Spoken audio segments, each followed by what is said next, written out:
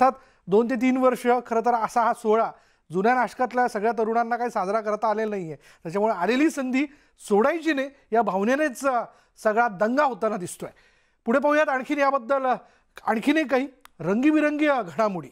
राज्यभरात आपण पाहतोय की रंगपंचमी मोठ्या उत्साहात साजरी होते।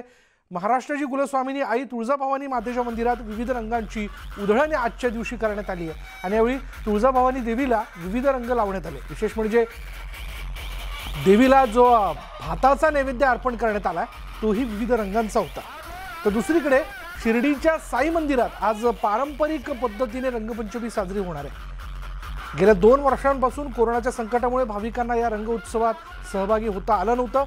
यावर्षी मात्र साई भक्तांच्या आणि ग्रामस्थांच्या उपस्थितीत रंगांची उधळण केली जाईल आणि साईबाबांच्या रथाची मिरवणूक देखील काढली जाणार आहे। तर पंढरपूरच्या श्री विठ्ठल रुक्माई मंदिरात वसंत पंचमी ते रंगपंचमी असं 1 महिना रंगपंचमीचा सण साजरा केला जातो।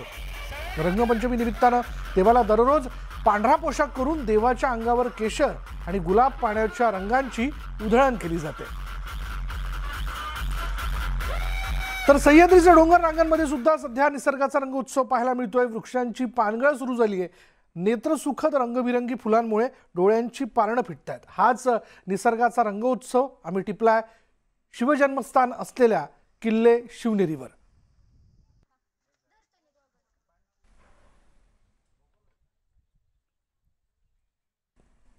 जाऊया जेजुरी गडावर खंडोबा देवाचा रंगपंचमी उत्सव साजरा करण्यात आलाय।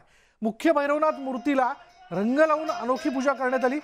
प्रातःकाळची भूपाळी पूजा अभिषेक आणि आरती झाल्यानंतर मुख्य भैरवनाथ मूर्तींचं स्वयंभू लिंगाला विविध रंग लावण्यात येऊन देवांची रंगपंचमी साजरी करण्यात आली।